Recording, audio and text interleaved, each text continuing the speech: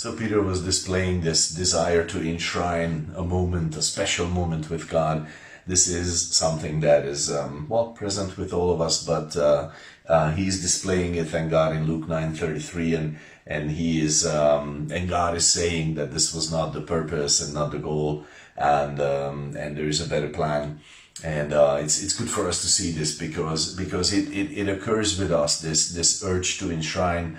It's there with us, and sometimes we will say, okay, so let's try to keep living here, okay? Like I like I remember I was a very young believer, and our church was wonderful. We had, I don't know, 150 people and so on, something like that, and then more people started coming, more and more, and we kind of became bigger and too big for the place where we were, and it was a nice place, and I was young and immature as a believer, and I just kind of wished it didn't happen. I wish that it wouldn't go on, and why, we were leaving this wonderful place, the only place, well, not the only place, the second place I knew as a church, and it was very nice, and we had very good fellowship, and it was a great setup, and I enjoyed it very much, and I kind of was just very selfish and desiring that things wouldn't change.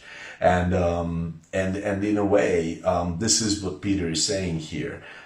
Let's take a religious snapshot, let's paint a holy icon of this whole thing, and with all the right, looks, and everybody looking like that, and let's take that painting, and let's fixate it, and let's stick with it, and let's live here.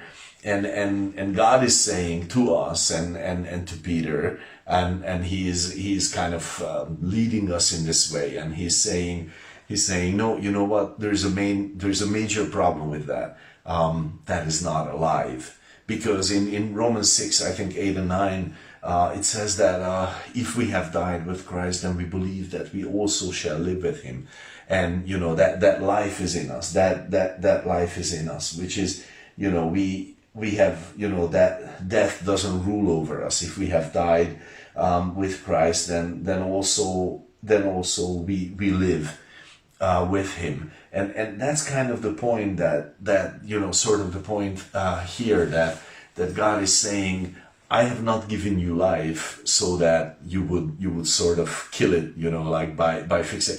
Because once you take, okay, like I love to take photos. Like who doesn't?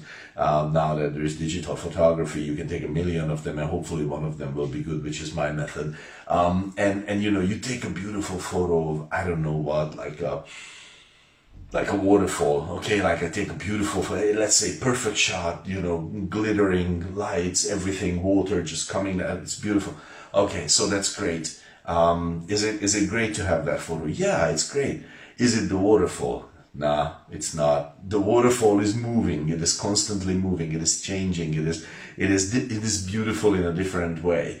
And so this is kind of the point with God's reality for us. He is saying you cannot fixate it as much as you would desire to, because then it wouldn't be living, and I am living, and you are living with me, and live with me, and let's move on, and let's have more, let's have something greater, let's have, so you understand my point.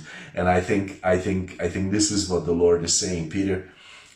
Maybe life is not as pretty as this snapshot, and this holy snapshot of a moment. It's like it's not as beautiful, not as perfect. But life is life, and this would be just dead if I let you do this. So we're not doing that. We're moving on, and so let's be moving on with God. God bless you.